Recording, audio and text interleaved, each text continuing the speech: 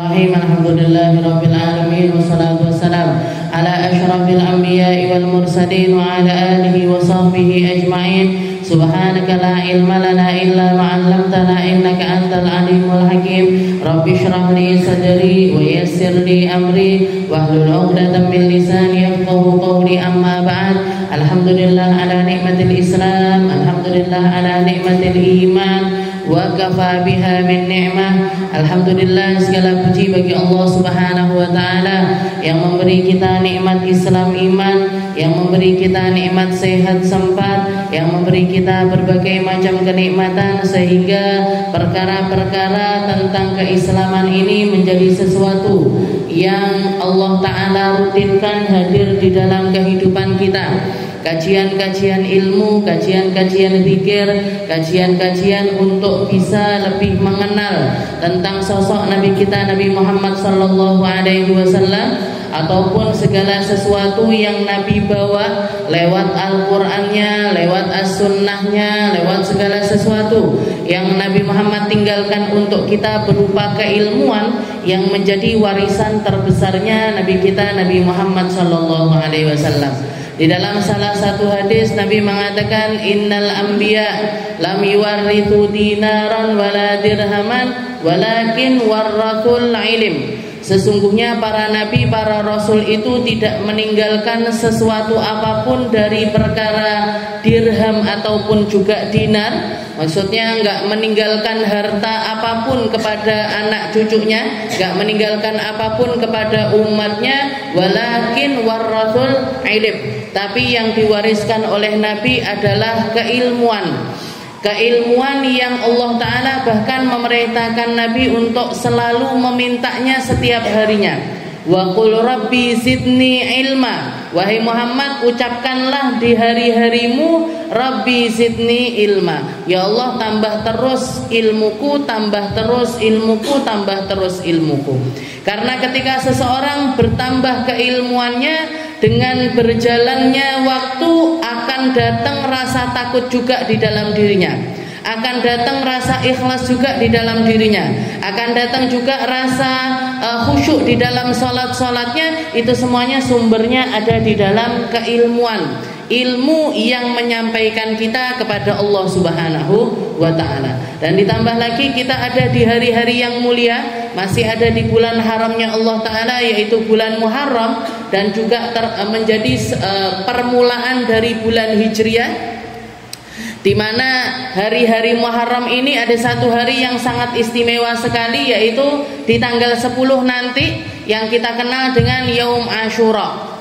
Tanggal 10 dari bulan Muharram. Itu adalah hari yang dulu bahkan sebelum Nabi Muhammad mendapatkan perintah untuk melaksanakan puasa Ramadan, Rasulullah sudah mewajibkan atas umatnya untuk berpuasa di tanggal 10 dari bulan Muharram atau hari Ashura itu. Hari Ashura itu Rasulullah mewajibkan. Jadi dulunya wajib hukumnya, ya. Jadi sebelum datangnya perintah puasa Ramadan, ada beberapa puasa yang diwajibkan oleh Allah Ta'ala untuk Nabi Muhammad dan juga umat terdahulu.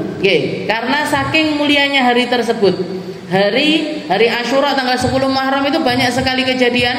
Hari di mana Nabi Allah Ibrahim keluar dari dalam kobaran api, tanggal 10 Muharram. Hari di mana Nabi Allah Musa diselamatkan sama Allah Ta'ala dari tentaranya Fir'aun dengan terbelahnya lautan, itu juga di tanggal 10 Muharram. Hari di mana Nabi Allah Nuh merapat perahunya, juga di tanggal 10 Muharram. Hari penciptaan ruhnya Nabi Muhammad SAW juga di tanggal 10 Muharram. Jadi banyak sekali kejadian yang patut untuk umat ini menghormati dengan hari tersebut. Sampai di tahun terakhir, Rasulullah masih jadi istilahnya sebelum datangnya kewajiban puasa Ramadan, puasa Muharram ini, puasa Ashura itu wajib hukumnya.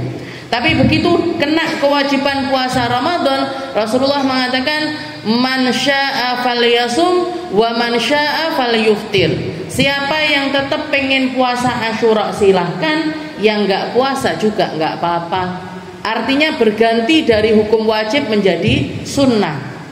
Dari yang asalnya wajib berubah menjadi sunnah. Dan di akhir usianya Nabi, di tahun terakhirnya Nabi, Rasulullah puasa hari Asyura. Setelah itu berkunjung di perkampungannya orang-orang Yahudi. Dan ternyata orang-orang Yahudi juga sedang berpuasa. Ditanya sama Nabi, kenapa kok kalian puasa? Katanya para orang Yahudi, hadzal yaum, ini adalah hari di mana Allah Ta'ala menyelamatkan Musa dari kejarannya Fir'aun. Maka kami memperingati itu dengan berpuasa. Katanya Nabi Muhammad, nahnu aula bi Musa minkum. Kami umat Islam lebih patut untuk menghormati Nabi Allah Musa ketimbang kalian. Karena kami taat. Jadi orang Islam itu nggak ada yang namanya nggak taat, itu nggak ada. Taat sama Injil kita percaya, sama Taurat kita percaya, sama kitab-kitabnya nabi-nabi terdahulu kita percaya. Semua nabi kita mempercayai mereka sebagai nabinya Allah, sebagai rasulnya Allah. La nufarriqu baina ahadim minhum. Tidak membeda-bedakan satu dengan yang lainnya.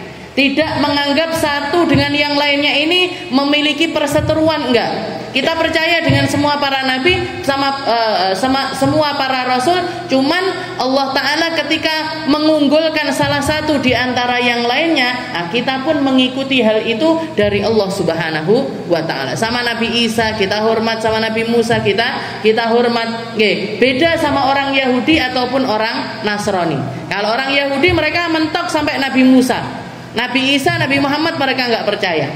Kalau orang Nasrani mentok sampai Nabi Allah Isa, nggak mau percaya sama syariatnya Nabi Muhammad Sallallahu Alaihi Wasallam. Itu yang membuat Allah Subhanahu Wa Taala murka. Sedangkan umat Islam menghormati semuanya. Makanya katanya Nabi, nahnu aula bi Musa minkum. Kami lebih tepat untuk menghormati Nabi Musa ketimbang kalian orang Yahudi. Orang Nabi Musa sendiri sebenarnya juga menceritakan tentang Nabi Isa, juga menceritakan tentang bakalan kedatangan Nabi Muhammad Sallallahu Alaihi Wasallam. Tapi kalian memilih untuk ingkar dari syariat tersebut. Kami lebih patut untuk menghormati Nabi Allah Musa. Setelah itu ditambahi sama Nabi Muhammad, kalau tahun depan saya itu masih ada umur, kalau tahun depan masih dikasih umur sama Allah Ta'ala, maka saya akan puasa hari Asyura ditambah dengan sehari sebelumnya, atau yang kita kenal dengan Tasu'ah. Jadi 9, 10. Biar apa? Biar beda sama orang Yahudi. Dan para sahabat sudah tahu persis kalau Rasulullah itu pakai kalimat jika aku atau nantinya aku, itu sudah menunjukkan kalau berarti tahun depan itu Rasulullah sudah nggak ada umur. Nah, itu yang menjadi keyakinan para sahabatnya Nabi. Rasulullah kalau sudah ngomong nanti, kalau nanti, itu berarti itu pasti terjadi. Nah, itu pasti terjadi. Seperti ketika para sahabatnya Nabi diperintahkan sama Nabi Muhammad untuk pergi perang, namanya perang Mu'tah. Ghazwatu Mu'tah. Ghazwah Mu'tah ini peperangan yang tidak diikuti Nabi. Kalau di dalam sejarah biasanya perang yang diikuti Nabi dipanggilnya ghazwah, perang yang nggak diikuti Nabi dipanggilnya sariyah. Sebutannya adalah sariyah. Sariyah itu berarti Rasulullah ngirim satu pasukan ke satu tempat, tapi Rasulullah nggak ikut di situ. Kalau ghazwah, Rasulullah bawa pasukan, Rasulullah juga ikut di dalam peperangan tersebut. Itu baru namanya ghazwah. Perang Mu'tah ini perang yang Rasulullah nggak ikut di situ, tapi disebut sebagai ghazwah. Saking besarnya, saking beratnya peperangan tersebut. Dikatakan umat Islam yang berangkat itu, yang berangkat perang itu hanya sekitar 1.000 sampai 3.000 orang saja. Tapi musuh yang harus dihadapi ini 100.000. Jadi 1 lawan 100. Jadi bandingannya itu 1 orang lawan 100 orang. Jadi peperangan yang sangat-sangat berat sekali. Ketika Rasulullah nyusun para pemimpin, jadi panglima perangnya, pertama Rasulullah mengatakan ya ummul qaum Abdullah bin Rawaha. Yang jadi pemimpin pasukan Abdullah bin Rawaha. Kalau Abdullah bin Rawaha mati, maka yang memimpin adalah Zaid bin Harithah. Kalau Zaid bin Harithah mati, yang memimpin adalah Ja'far bin Abi Thalib. Dikatakan yakinnya para sahabat kalau Rasulullah sudah ngomong seperti itu, memimpin kaum Abdullah bin Rawaha. Kalau Abdullah mati, di dalam hatinya Abdullah, oh berarti aku mati neng perang ini. Pindah ke Zaid bin Harithah. Katanya setelah itu Rasulullah melanjutkan, kalau Zaid bin Harithah mati, katanya Zaid, oh berarti aku mati di perang ini. Ganti Ja'far bin Abi Thalib. Kalau Ja'far bin Abi Thalib mati, silahkan pilih salah satu dari pasukan itu yang bisa memimpin pasukan. Maka 3 orang ini yang diutus sama Nabi berangkat dengan perasaan aku nggak mungkin kembali lagi ke negeri Madinah. Ini kalau kita kira-kira piye? Segak sido budal Rasul. Ndadak mati piye iki? Anakku sik cilik-cilik nggih. Ja'far bin Abi Thalib masih punya anak kecil-kecil waktu itu. Punya anak kecil-kecil. Setelah itu Zaid bin Harithah juga punya Usama bin Zaid dan lain sebagainya. Jadi dikatakan para sahabat ini pergi dengan rasa hati yang sangat berat bahwasanya mereka akan meninggalkan Nabi dan juga meninggalkan kota Madinah. Akhirnya diberangkatkan sama Nabi waktu Isya. Diberangkatkan sama Nabi, wes diuntap nih istilahnya sama pasukannya, semuanya sudah berangkat. Tahu-tahu waktu sholat subuh, ketika Rasulullah melaksanakan sholat subuh, begitu salam Rasulullah ngelihat 3 orang sahabat ini ikut jamaahan di masjidnya Nabi. Ketika ditanya sama Nabi, ngapain kalian sudah tak untap nih mambengi wes budal, kok subuh-subuh balik lagi ke sini itu kenapa? Katanya 3 orang sahabat tersebut, kami ya Rasul sudah merasa, istilahnya kami sudah yakin kalau kami ini nggak mungkin kembali ke negeri Madinah, maka izinkan kami untuk sholat berjamaah terakhir kali bersama. Itu yang dikatakan oleh 3. Habis itu berangkat. Habis ini nggak balik lagi ya Rasul. Habis ini kita nggak akan balik lagi. Habis ini kita berangkat beneran. Maka dimaafkan sama Nabi, berangkat. Dan ternyata benar meninggal satu persatu sesuai urutan yang dikatakan oleh Rasulullah Shallallahu Alaihi Wasallam. Abdullah bin Rawahah meninggal, diganti Zaid bin Harithah. Zaid bin Harithah meninggal, diganti Ja'far bin Abi Thalib. Ja'far bin Abi Thalib meninggal. Para sahabat memutuskan yang diangkat menjadi panglima perang adalah Saifun min suyufillah, yang dijuluki sama Nabi Muhammad pedangnya Allah Subhanahu wa taala, yaitu Khalid bin Walid. Sayyidina Khalid bin Walid yang jadi pemimpin peperangan yang dikasih kemenangan pada akhirnya oleh Allah Subhanahu wa taala. Jadi para sahabat itu keyakinannya gitu. Kalau Rasulullah bilang kayak gini, oh berarti tenanan gitu. Gak ada yang kalau Rasulullah bilang begini nggak terjadi, itu nggak pernah. Sampai menjadi keyakinannya para sahabat. Kita lanjutkan pembahasan kita masih di dalam surah An-Nazi'ah ila an qala Allah taala fi kitabihil aziz, a'udzubillahi minasyaitonir rajim, bismillahirrahmanirrahim. أأنتم أشد خلقا أم السماء بناها رفع سمكها فسواها وأغطش ليلها وأخرج دحاها والأرض بعد ذلك دحاها أخرج منها ماءها ومرعاها والجبال أرساها متاعا لكم ولأنعامكم.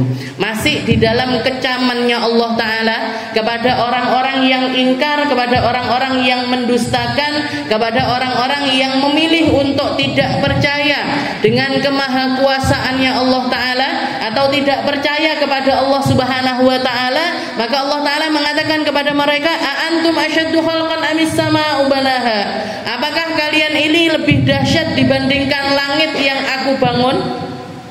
Rafa'a samkaha fasawwaha, bagaimana aku menaikkannya, bagaimana aku menaikkan langit itu sendiri dan membuatnya itu setara satu sama lain, membuatnya itu ada di tempat yang dia tinggi walaupun tanpa tiang, dia beratap walaupun nggak kelihatan atapnya, tapi dia memiliki batas antara satu langit dengan langit yang lainnya. Ini loh ciptaanku, berupa langit yang kalian dari mulai zaman manapun bisa menyaksikan hal tersebut tanpa ada perubahan sama sekali.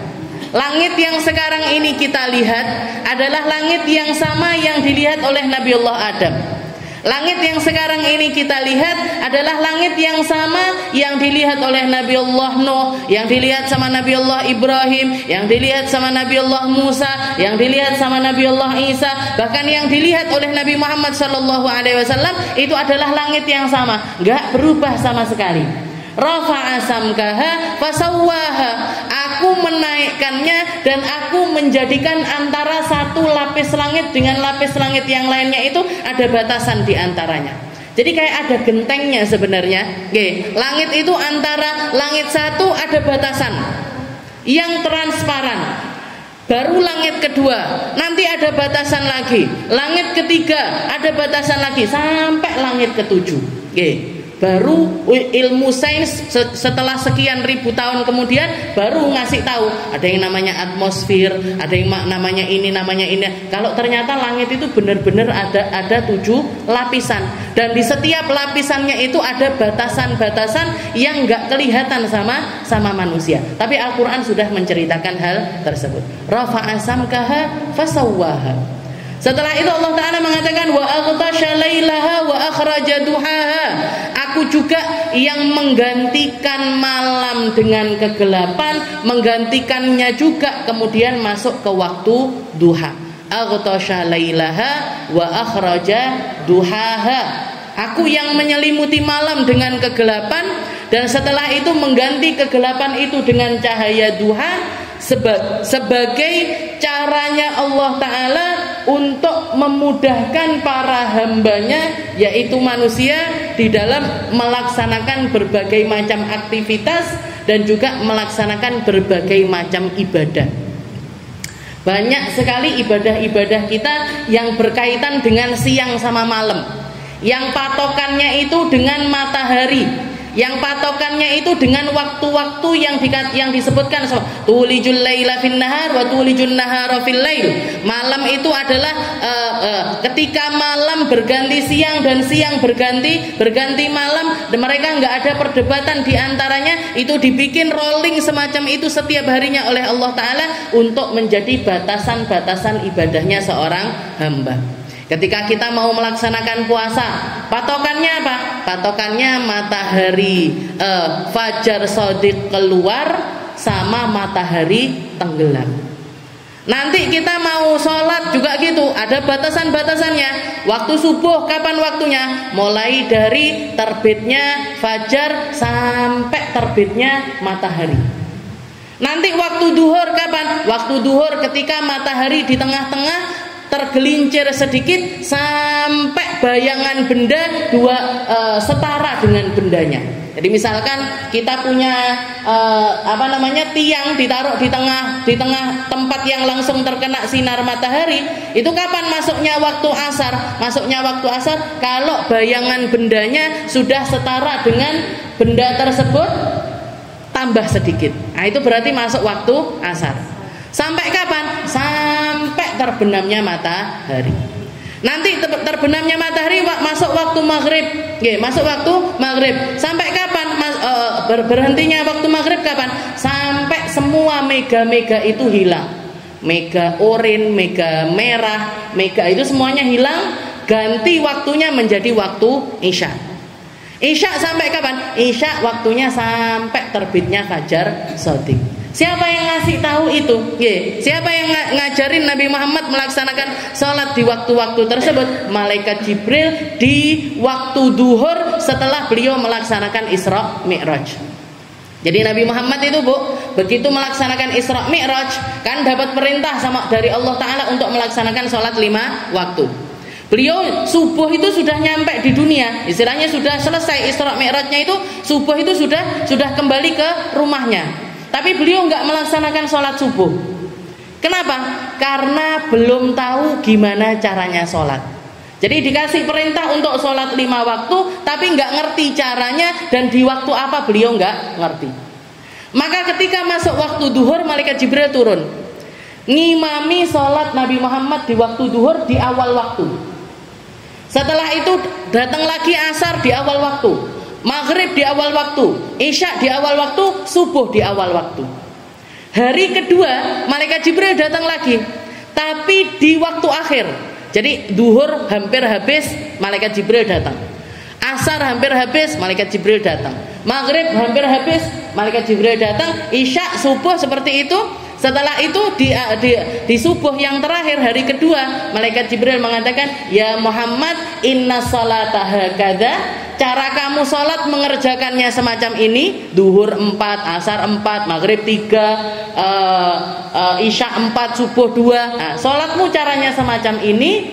lakukan di antara dua waktu kemarin. Jadi di hari pertama itu awal-awal waktu, di hari kedua itu akhir-akhir waktu, silahkan laksanakan di antara waktu-waktu tersebut. Nah, itu yang diajak. Makanya kenapa kok sumiyatid duhur duhron? Kenapa kok sholat duhur itu dinamakan duhur? Li'annahu awwalu sholatin duharat fil ard. Karena itu sholat pertama yang dilaksanakan oleh Nabi setelah beliau melaksanakan Isra Mi'raj. Jadi aghtasha lailaha wa akhraja duhaha. Allah Ta'ala bikin siang malam ini untuk apa? Untuk bekal ibadahnya manusia agar mereka ini bisa melaksanakannya di waktu-waktu tersebut. Puasa kita butuh sama waktu. Nanti sholat butuh sama waktu. Butuh sama waktu. Walaupun ada beberapa tempat istimewa ataupun ada beberapa kejadian istimewa, kayak semacam tempat-tempat yang di Antartika atau di tempat yang di situ hampir nggak kena sinar matahari sama sekali. Kalau siang mereka kadang sepanjang tahun siang terus, nanti malam kadang sepanjang tahun malam terus. Iki posone piye, salate piye? Cara mereka sholat gimana, cara puasa mereka bagaimana? Katanya Nabi Muhammad, qaddirha, silahkan dikadarkan sesuai dengan tempat yang paling dekat dengan tempat tersebut. Jadi misalkan kita sedang berada di Antartika, tapi yo nyapo asline gitu. Jenengan atuh-atuh dolan rono ngapain gitu. Tapi kan ada juga orang-orang iseng dan ada penduduk di tempat tersebut yang menghuni buminya Allah Subhanahu wa taala. Jadi kalau orang-orang yang tinggal di tempat kayak gitu, salatnya mereka gimana? Puasanya mereka gimana? Ngikuti waktu paling normal yang paling dekat sama daerah tersebut. Jadi misalkan paling dekatnya Amerika atas misalkan, Amerika bagian atas Norwegia misalkan, di situ masih bisa duhur jam sekian, asar jam sekian, ya sudah, waktu sholatnya diikutkan dengan waktu tersebut. Puasanya juga diikutkan dengan waktu tersebut. Nah, untuk daerah-daerah yang semacam itu yang nggak bisa puasa normal, kayak beberapa tempat malamnya cuma 2 jam atau seperti itu kan sulit. Gimana caranya? Ya sudah, ngikuti caranya daerah yang paling normal yang dekat dari tempat tersebut. Ini dikatakan oleh Nabi Muhammad SAW juga semacam ketika nanti di akhir zaman manusia ini dapat fitnahnya Dajjal. Jadi Dajjal itu nanti di akhir zaman ada fitnah paling besar sebelum datangnya fitnah hari kiamat yang dikenal dengan nama fitnatud Dajjal. Fitnah paling besar yang dijanjikan oleh setiap nabi-nabinya Allah. Semua nabi-nabinya Allah Ta'ala ini memperingatkan kepada umatnya tentang kedatangan Dajjal. Sosok laki-laki besar, tinggi besar, buta, matanya itu cuma ngelihat sebelah aja.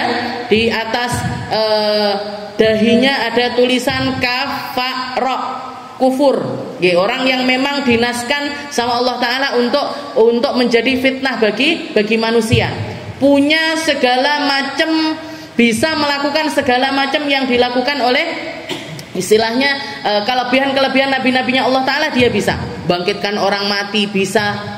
Makanya semua nabi itu memperingatkan umatnya, karena yang sudah mati sekalipun kadang-kadang nggak lepas dari fitnahnya Dajjal, karena dia bisa bangkitkan mereka kembali. Fitnah yang paling besar yang akan terjadi kepada umat. Makanya di dalam madhabnya Imam Syafi'i, kalau setelah sholat itu jenengan tahiyat akhir sebelum salam itu setidaknya baca doa, Allahumma inni a'udzubika min adzabil qabri wa min adzabin nar wa min fitnatil mahya wal mamat wa min fitnatil masihid dajjal. Ya Allah, saya berlindung darimu dari azab kubur. Saya berlindung darimu dari azab neraka. Saya berlindung darimu dari fitnahnya yang hidup maupun yang mati, dan saya berlindung darimu dari fitnahnya Dajjal. Jadi diucapkan secara spesifik, minta sama Allah Ta'ala untuk dihindarkan dari fitnah tersebut, karena luar biasa fitnahnya. Padahal dikatakan Dajjal ini cuman datang kepada umat ini, dia itu dapat kesempatan untuk menyebarkan fitnah itu hanya selama 40 hari. Jadi cuman menyebarkan fitnah selama 40 hari. Tapi dikatakan Rasulullah mengatakan hari pertama datangnya fitnah Dajjal, manusia itu merasakan sehari semacam setahun. Hari kedua sehari semacam sebulan. Hari ketiga sehari semacam seminggu. Hari-hari berikutnya kayak biasanya. Semacam hari-hari pada umumnya. Jadi sehari itu dirasakan sama umat ini durasinya kayak 1 tahun. Para sahabat nanya, ya Rasul, kalau sehari tapi rasanya setahun, berarti dalam setahun manusia ini cukup sholat 5 waktu aja ya Rasul. Jadi para sahabat itu logika pikirnya gitu. Berarti kalau setahun rasanya 1 hari tapi rasa setahun, berarti mereka ini cukup melaksanakan 5 waktu sholat dalam waktu setahun ya Rasul. Katanya Rasulullah, gak gitu caranya. Kalian akan tetap melaksanakannya, walakin qaddirha, cukup dengan mengkadarkannya. Jadi rasa yang kita rasakan, oh ini subuh, biasanya sekian durasi aku bisa gini, biasanya datang waktu duhur, maka sholat duhur. Nanti aku bisa gini, nanti datang waktu asar, salat asar. Walaupun mataharinya itu cuman terbit sekali, setelah itu tenggelam sekali, istilahnya hanya waktu 1 hari, tapi karena fitnahnya Dajjal, jadi Dajjal itu bahkan bisa memutarkan waktu, mampu istilahnya matahari digawe ngene, rotasinya bumi dibikin begini, itu Dajjal, dari fitnahnya Dajjal itu dia bisa melakukan hal tersebut. Kekuasaan yang luar biasa, kekuasaan yang sangat luar biasa. Nah, katanya Nabi Muhammad, kalian kalau umat Islam menemui fitnahnya Dajjal, kalian tetap wajib sholat, tinggal dikadarkan aja. Kadarnya waktu subuh, kira-kira subuh sholat subuh. Kadarnya duhur, seperti itu yang diajarkan oleh Nabi Muhammad SAW. Hadis ini juga yang jadi patokan kenapa kok orang-orang yang di daerah-daerah tertentu itu bisa mengkiaskan waktu sholatnya dengan daerah yang paling dekat dengan mereka, yang normal yang paling dekat dengan daerah tersebut, karena waktunya nggak normal. Wa aghtasha lailaha wa akhraja duhaha wal arda ba'da dzalika dahaha. Setelah itu Allah Ta'ala mengatakan, aku juga yang menciptakan bumi ba'da dzalika, setelah itu, jadi Allah Ta'ala pakai kalimat gini, wal arda ba'da dzalika dahaha. Bumi ini aku ciptakan setelah itu dan aku hamparkan. Bumi aku ciptakan setelah itu aku hamparkan. Para ulama membahas tentang kalimat ba'da dzalik, setelah itu. Kenapa kok ada kalimat setelah itu? Padahal di ayat-ayat yang lain Allah Ta'ala menjelaskan bahwasanya ini tadi kan pertama yang dibahas sama Allah Ta'ala sama langit. Habis itu yang dibahas juga adalah waktu. Setelah itu baru yang dibahas adalah bumi. Di ayat-ayat yang lain jelas Allah Ta'ala menjelaskan antara langit sama bumi ini yang diciptakan pertama kali justru adalah bumi. Jadi Allah Ta'ala itu nyiptakan bumi dulu, baru setelah itu langit. Dalam kurun waktu berapa lama Allah Ta'ala menciptakan langit dan bumi? Fi sittati ayyam, 6 hari. Jadi Allah Ta'ala menciptakan langit bumi itu 6 hari. 4 harinya Allah Ta'ala menciptakan bumi, 2 harinya Allah Ta'ala menciptakan langit. 4 hari menciptakan bumi dengan segala detail yang ada di dalamnya, gunung-gunung, laut-laut, sungai-sungai, makhluk-makhluk yang ada di dalamnya, itu Allah Ta'ala menciptakannya dalam waktu 4 hari. Sedangkan langit Allah Ta'ala menciptakan 2 hari. Padahal sekarang ini kalau kita belajar masalah sains, langit itu luasnya luar biasa, berkali-kali lipat dibandingkan bumi. Bahkan bumi ini bukan planet terbesar, termasuk planet yang kecil kalau dibandingkan sama Sagittarius, apa segala macam itu. Bumi ini termasuk yang kecil. Oke. Tapi kenapa kok Allah Ta'ala mengatakan Allah Ta'ala butuh waktu 4 hari untuk menciptakan bumi, sedangkan langit Allah Ta'ala menciptakan dalam waktu 2 hari. Dikatakan karena Allah Ta'ala ketika menciptakan bumi, Allah Ta'ala menciptakannya secara detail dan juga dengan segala macam keindahannya, dengan segala macam keindahannya dan segala macam presisi yang tepat di dalamnya. Kalau saya pernah baca berita beberapa saat yang lalu, NASA yang bagian nyari tahu tentang dunia luar, istilahnya di atas langit sana, yang neliti tentang ini, dikatakan ceritanya entah benar atau enggak, tapi bisa kita ambil pelajaran. Dulunya NASA itu dikatakan mereka itu yang diteliti bukan langit, tapi yang mereka teliti itu justru malah bawah laut. Tapi ketika mereka nambah neliti, mereka merasakan bahwasanya mencekamnya laut itu lebih menyeramkan ketimbang atas langit sana. Akhirnya mereka memilih untuk melepaskan penelitian di laut dan mereka lebih memilih untuk neliti langit. Bintang-bintang ini itu, dan mereka lebih milih untuk neliti langit ketimbang neliti bumi. Neliti bawahnya laut karena misteri yang luar biasa banyak yang ada di dalam lautan. Ini yang menunjukkan, istilahnya salah satu mungkin hikmah yang bisa kita ambil dari kenapa kok Allah Ta'ala menciptakan bumi itu justru malah 4 hari, langit itu justru malah cuma 2 hari. Apa nggak bisa Allah Ta'ala bilang, katanya kun fayakun, katanya sekali bikin kalimat kun langsung jadi. Allah Ta'ala bisa, tapi Allah Ta'ala sedang mengajarkan kepada kita bahwasanya melakukan sesuatu dengan proses itu selalu lebih baik ketimbang langsung jadi.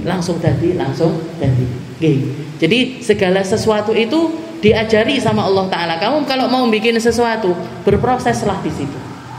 Pengen jadi orang berilmu, ya harus jalani apa yang dijalani sama orang-orang ahli ilmu. Kalau pengen jadi orang yang sukses di dalam bisnisnya, ya lalui apa yang dilalui sama orang-orang yang sukses. Orang-orang sukses itu kan mesti kerjanya lebih keras, istirahatnya mesti lebih sedikit, mereka mikirnya tambah lebih banter dan lain sebagainya. Lakukan proses seperti yang dilakukan oleh orang-orang yang berhasil. Itu bahkan dicontohkan sama Allah Ta'ala di dalam penciptaan langit dan juga bumi. Langit bumi ini Allah Ta'ala menciptakannya 6 hari 6 malam. Wal arda ba'da dzalika dahaha. Setelah jadi bumi ini sama Allah Ta'ala dihamparkan untuk manusia. Sehingga seperti yang kita tahu bumi ini kan bulat. Bumi ini bulat. Tapi kita enggak merasa sedang tinggal di atas lingkaran, enggak. Kita bisa jalan, manusia bisa bangun segala sesuatu, bisa bikin jalan, bisa bikin jembatan, bisa bikin semua hal di atas muka bumi ini. Kenapa? Karena Allah Ta'ala menghamparkannya untuk kita. Kalau nggak dihamparkan sama Allah Ta'ala nggak bisa, nggak akan bisa ditinggali bumi ini. Wal arda ba'da dzalika dahaha akhraja minha ma'aha wa mar'aha. Termasuk nikmat terbesar yang Allah Ta'ala berikan kepada kita, Allah Ta'ala mengeluarkan dari dalam bumi ini air-airnya dan juga makanan-makanan dari dalamnya. Akhraja minha ma'aha bitafjiri uyuniha, dengan Allah Ta'ala memancarkan air-airnya, yang kesemuanya itu nikmat untuk diminum, ya, yang kesemuanya itu bisa untuk diminum, bisa untuk dikonsumsi, dan bisa dipakai untuk bersesuci. Nah, sekali lagi, jadi semua yang diciptakan sama Allah Ta'ala ini bisa dipakai untuk mengatur kehidupan kita sebagai manusia, juga bisa dipakai untuk ibadahnya kita kepada Allah Subhanahu wa Ta'ala. Jadi air dikeluarkan sama Allah Ta'ala dalam bentuk apa? Dalam bentuk sungai, dalam bentuk laut, dalam bentuk sumur, dalam bentuk mata air yang dari tanah, dari atas langit ditambahi lagi sama Allah Ta'ala air hujan, air embun, air es, yang kesemuanya itu bisa dipakai untuk bersesuci oleh manusia. Makanya para ulama mengatakan semua yang keluar dari langit Dan semua yang keluar dari bumi hukumnya adalah suci mensucikan. Air yang suci dan juga bisa dipakai untuk bersesuci. Seperti apapun keadaannya, sekotor apapun dia, selama masih ada di tempat asalnya, bisa dipakai wudhu, bisa dipakai mandi besar. Semua yang turun dari langit, semua yang keluar dari bumi, hukum airnya adalah suci dan mensucikan. Suci berarti bisa dikonsumsi, mensucikan berarti bisa dipakai mandi besar, bisa dipakai untuk wudhu. Bisa dipakai untuk mandi besar, bisa dipakai untuk wudhu. Meskipun nanti misalkan jenengan ketemu ada air sumur, ngebor sumur, keluarnya itu bukan jernih tapi keruh, misalkan keruh, bau lagi. Gimana ini airnya, bisa nggak saya pakai untuk wudhu? Bisa, karena semua yang keluar dari dalam tanah hukumnya adalah suci dan mensucikan. Selama dia ada di tempatnya, hukumnya suci dan mensucikan. Akhraja minha ma'aha wa mar'aha. Kalau mar'aha apa? Matar'ahul ni'am minasyajari wal ardi. Semua yang Allah Ta'ala tumbuhkan dari atas muka bumi ini boleh kamu makan, boleh kamu pakai untuk ngasih makan hewan ternakmu. Jadi bisa dimakan, padi bisa kita makan, tomat, lombok dan lain sebagainya. Yang keluar dari dalam bumi ini semuanya boleh dimakan oleh manusia, boleh dimakan oleh hewan. Matar'ahu an-ni'am minasyajari wasy'ib wa ma yakulun nas minal aqwati wat thimar wa itlaqul mar'alih wal jibala arsaha. Begitu juga Allah Ta'ala ketika menciptakan al-jibal, gunung-gunung. Gunung-gunung ini diciptakan sama Allah Ta'ala arsaha ahbataha ala wajhil ardi litaskun. Allah Ta'ala menjadikannya semacam paku-pakunya bumi. Kalau misalkan bumi ini nggak ada gunungnya, maka nggak akan, istilahnya gini, gunung itu kayak cakramnya bangunan, cakramnya bumi. Kayak jenengan kalau bangun rumah, itu kan ada cakar ayamnya yang ditancepin dulu. Semakin dalam kita nancepin, semakin kita bisa naikkannya tambah tinggi. Jadi bangunan-bangunan yang tinggi-tinggi itu cakar ayamnya mesti dalam.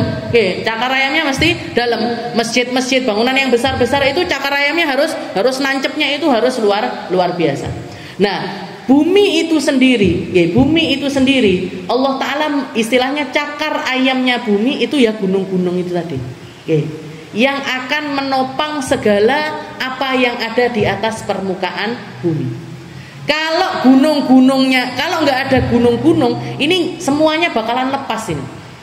Jadi tanah gampang longsor, terus air sungai-sungai bakalan gampang membanjiri tempat-tempat yang lainnya. Bakalan banyak terjadi banjir, banyak terjadi longsor ketika gunung-gunung itu nggak tetap berada di tempatnya. Makanya banyak kejadian-kejadian alam, penebangan ini di gunung-gunung kejadian. Jadi kerusakan gunung itu sangat berefek kepada kerusakan bumi. Sangat berefek kepada kerusakan bumi. Jadi Allah Ta'ala wal jibala arsaha. Jadi gunung itu saya tancapkan di atas muka bumi ini. Di ayat yang lain autadan wal jibala autada. Gunung-gunung itu semacam paku-paku besarnya Allah yang akan menopang semua yang ada di atas muka bumi ini.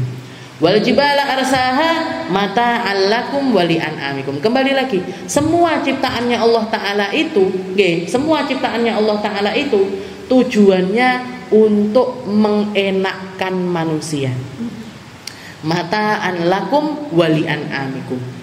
Bisa jadi hiburan kalian, bisa jadi mata pencaharian kalian, bisa menjadi sesuatu kalian, aktivitasmu semuanya bergantung dengan hal-hal yang semacam ini. Jadi nikmat-nikmat besar ini jangan kamu lupakan, jangan sampai kamu berpaling dari nikmat-nikmat besar ini, tapi berpaling kepada nikmat-nikmat kecil-kecil. Manusia ini kan sekarang dialihkan mindsetnya, mindsetnya sesama manusia ini kan dialihkan mindsetnya. Orang yang sukses, orang yang patutnya bersyukur, orang yang patutnya berterima kasih, orang yang yang merasa dia itu memiliki kenikmatan yang banyak, dianggapnya ini yang dianggap manusia ini yang punya rumah besar, yang punya mobil banyak, yang usahanya sukses, yang jabatannya tinggi, yang pakaiannya mewah dan lain sebagainya. Itu yang kalian anggap sebagai sebuah kenikmatan. Padahal mata'an lakum wali an'amikum, kalian harusnya bersyukur sama hal-hal besar ini loh, yang sudah Allah Ta'ala berikan kepada kalian tanpa ada perubahan. Mulai dari bapak-bapakmu sampai cucu-cucumu nanti, insya Allah semuanya akan merasakan nikmat tersebut. Nikmatnya berteduh di bawah langit, bukan di bawah rumah mewah, bukan, tapi berteduh di bawah langit. Karena orang di dalam rumah gak bisa keluar rumah, ya gak enak. Wong loro niku milike ngapain? Milike metu tok mekan. Nggih. Ketika orang sakit di rumah atau di rumah sakit, yang paling mereka kangeni dari luar ini apa? Delok langit, nggih. Delok langit. Nanti lihat pantai, ngelihat gunung, ngelihat. Jangan sampai kalian teralihkan dengan hal-hal yang kecil-kecil, padahal nikmatnya Allah Ta'ala yang bisa kalian pakai untuk menikmati keadaan dunia ini begitu besarnya. Aghtasha lailaha wa akhraja duhaha wal arda ba'da dzalika dahaha akhraja minha ma, yang keluar dari bumi, yang keluar dari langit, itu semuanya mata'an lakum wali an'am. Silahkan nikmati, silahkan konsumsi, silahkan cari tahu indahnya apa yang ada di dalamnya. Dan ketika kamu mikir kenikmatan secara besar semacam ini, yang kecil-kecil itu jadi nggak terasa. Yang kecil-kecil itu nggak terasa. Dan ketika kamu nggak menganggap yang kecil-kecil ini, kamu akan terfokuskan untuk kembali kepada Allah Subhanahu wa Ta'ala. Makanya dikatakan ada salah satu ulama yang diundang hadir sama Raja Harun ar-Rasyid. Jadi zaman dulu ada raja terkenal namanya Harun ar-Rasyid, terkenal dengan kebijaksanaannya, terkenal dengan kekuasaan, cara berkuasanya yang baik. Tapi beliau ini yang namanya raja ya, hartanya mesti banyak.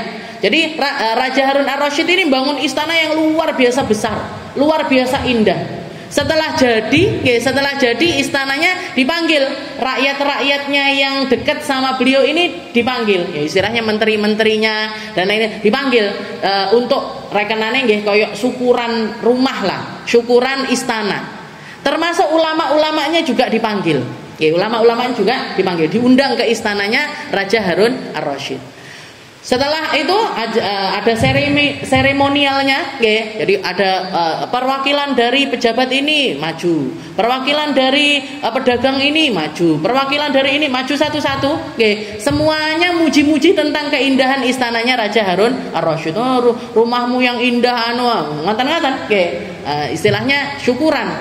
Tahu-tahu datang, istilahnya diundang juga maju ke atas podium itu salah satu ulama, namanya Abul Atahiyah. Jadi Abul Atahiyah ini dipanggil maju untuk ngomong unek-uneknya tentang istana raja tersebut. Ngomong dia, wahai raja, kamu tinggal di istana, di setiap daerah istanamu ini semuanya nggak ada yang jelek. Kamarnya indah, ruang tamunya indah, dapurnya indah, semuanya indah. Silahkan kamu hidup di bawah keindahan istanamu ini, silahkan. Dan kamu di dalam istanamu ini juga kamu bisa nyuruh semua orang punya rumah besar itu kan biasanya otomatis punya pembantu. Nggak akan bisa kita ngopeni omah gede dewe, nggak iso. Kesel nyapune, ngesel ngepele, kesel resik-resike. Rumah besar kalau nggak punya pembantu itu, makanya kalau nggak siap bayar orang untuk ngopeni, nggak usah bikin rumah besar-besar. Jadi di situ untuk istilahnya pembantunya Raja Harun ar-Rasyid ini juga banyak sekali. Terserah kamu mau nyuruh dia siang malam, terserah kamu.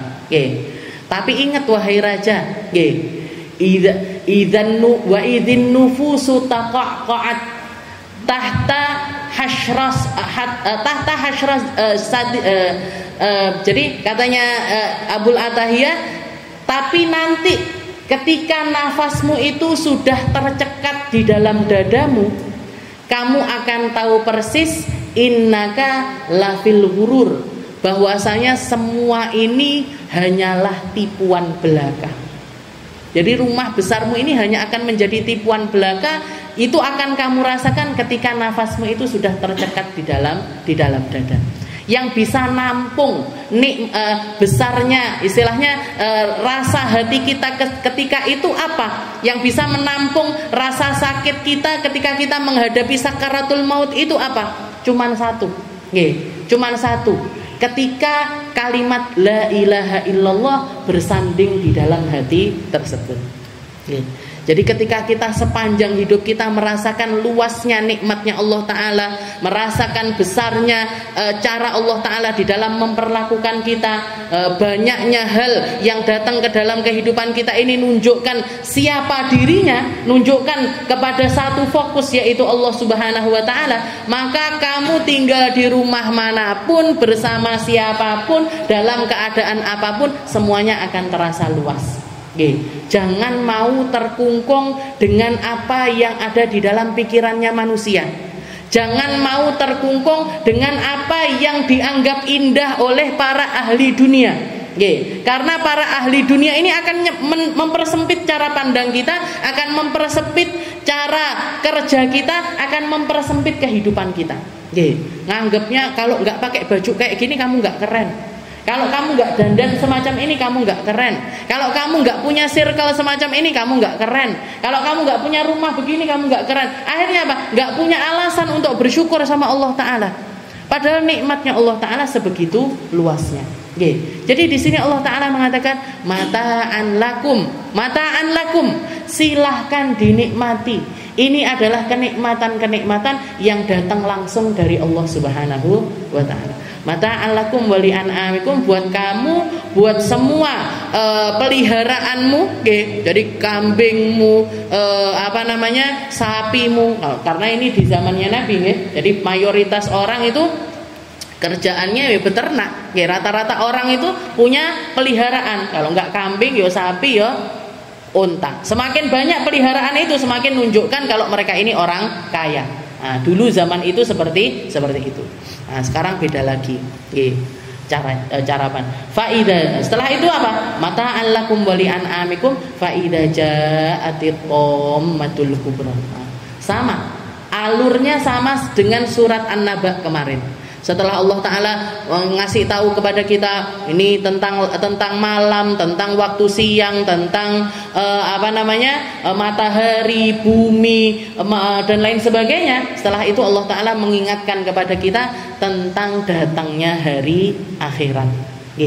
Jadi ini semua hal yang aku ciptakan ini akan mempermudah dirimu di dalam memahami setiap ketentuan-ketentuan dari Allah Ta'ala. Salah satu hal yang ditentukan sama Allah Ta'ala dan pasti akan datang, suatu saat nanti pasti bakalan datang, pasti akan terjadi dan pasti akan datang kepada kita semuanya, yaitu faida ja'atit qammatul kubra. Ketika tiupan sangkakala yang kedua dibunyikan, yaitu terjadinya kiamat kubro. Jadi ada yang namanya kiamat sugro, ada yang namanya kiamat kubro. Kiamat sugro ini apa? Kiamat sugro itu adalah kiamat kecil. Kiamat kecil itu adalah kematian dari kita semuanya. Itu adalah kiamat kecil perorangan. Semua dari kita itu bakalan nemuin kiamat-kiamatnya. Yang paling pasti, yang paling dekat yaitu kiamat kecil, yaitu kematian kita masing-masing yang harus kita cari persiapannya dari sekarang. Setelah itu nanti juga ada kalau yang ini faida ja'atit qammatul kubra. Yang dimaksud qammatul kubra ini adalah tiupan sangkakala yang kedua, yaitu terjadinya kiamat yang besar. Hancurnya bumi, hancurnya langit, digulungnya langit dan lain sebagainya. Itu adalah kiamat yang besar. Tapi sebelum mencapai kiamat besar ini, Rasulullah sudah menunjukkan tanda-tandanya. Jadi di dalam hadis Jibril itu dikatakan, wahai Muhammad, salah satu pertanyaannya Jibril, kapan terjadinya apa itu hari kiamat wahai Muhammad? Katanya Nabi Muhammad, masailu anha bi'a'lama mal mas'ul anha bi'alam minas sa'il. Bukanlah orang yang ditanya lebih ngerti dibandingkan yang ditanya. Maksudnya kamu kan lebih tahu daripada aku. Karena yang nanya adalah malaikat Jibril. Oke, yang nanya malaikat Jibril. Setelah itu malaikat Jibril mengatakan, kalau gitu akhbirni an imaratiha, kasih tahukan aku tentang tanda-tandanya kiamat besar. Oke, tanda-tandanya apa? Salah satunya adalah ketika para ibu-ibu menjadi budak dari anak-anak mereka sendiri. Oke. Ibu ngopeni tuan-tuannya sendiri. Jadi yang jadi bosnya anak-anak, bukan lagi ibu-ibu. Nah, ini yang terjadi sekarang. Oke, anak-anak semuanya setelah dewasa, rumah tangga, kerja, punya anak, anaknya dititipin ibu. Nggih, sing ngopeni putune ibu-ibu. Nggih, Bu titip yo, Bu titip yo, Bu titip yo.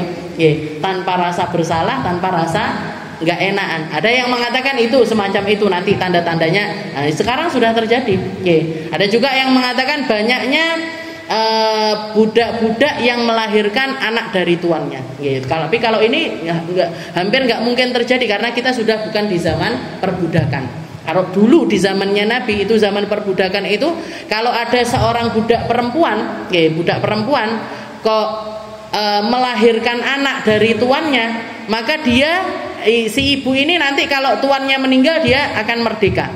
Tapi si anaknya ini tetap menjadi tuan dari budak tersebut. Jadi anaknya tuan tapi ibunya adalah seorang budak. Itu tanda pertama. Setelah itu tanda yang kedua, katanya Nabi Muhammad, bakalan banyak orang-orang yang dulunya miskin papa, tahu-tahu mendadak jadi orang kaya raya. Sekarang juga banyak. Orang cukup suge, masih umur 20 tahunan sudah bisa beli rumah mewah, sudah bisa beli mobil yang bagus-bagus dan lain. Itu salah satu tanda-tanda. Setelah itu jadi macam-macam tanda-tanda kiamat, banyaknya kematian mendadak, banyaknya kejadian-kejadian yang tidak terduga. Nah, itu dan hampir semuanya meratanya perzinahan. Jadi perzinahan itu sudah menjadi sesuatu yang merajalela. Bahkan nanti di akhir zaman itu Rasulullah mengatakan nanti orang berzina itu sudah bukan di kamar-kamar lagi, tapi sudah di pinggir-pinggir jalan itu orang berzina-zina. Sampai dikatakan kalau ada orang di zaman yang semacam itu, ada orang lewat setelah itu bilang, hehe, zinanya jangan di sini, rodok minggir kono lho. Jadi dia zina di tengah jalan. Setelah itu ada yang ngingetinnya bukan, mbok pindah ke sana apa dicambuk apa, enggak. Jangan di sini zinanya, silahkan zina tapi agak minggir ke sana. Katanya Nabi Muhammad, orang yang bisa bicara semacam itu kedudukannya seperti Sayyidina Abu Bakar di zamannya Rasulullah SAW. Jadi nggak ada orang ngingetin kebaikan, itu nggak ada. Nggak ada orang ngingetin kebaikan, nggak ada orang merasa risih dengan perbuatan-perbuatan tercela, nggak ada orang yang merasa kalau ini adalah sesuatu yang nggak patut untuk dilakukan di tempat semacam ini. Itu sudah habis, sudah hilang. Dan mohon maaf, di daerah-daerah atau di negeri-negeri yang dianggap maju, di negeri semacam Amerika, Inggris dan lain sebagainya, hal-hal semacam ini mulai menjadi sesuatu yang lumrah. Mulai menjadi sesuatu yang lumrah. Orang mesra-mesraan di pinggir jalan, orang gandeng-gandengan, istilahnya bahkan nanti nggak menutup kemungkinan istilahnya mereka akan berzina di pinggir jalan. Dan yang semacam itu adalah tanda-tanda yang sudah diperingatkan oleh Nabi Muhammad SAW. Mungkin ada nggak nemuin hal yang semacam itu. Fa idza ja'at tammatul kubra yauma yatadzakkarul insanu ma sa'a wa burrizatil jahimu liman yara. Di hari kiamat, di mana hari Allah Ta'ala mengingatkan kepada semua manusia tentang apa yang pernah dia kerjakan selama dia di dunia. Wa burrizatil jahimu liman yara, dan neraka akan diperlihatkan di depan mata mereka. Nah, wallahu a'lam bishawab. Insyaallah kita lanjutkan di pertemuan yang selanjutnya.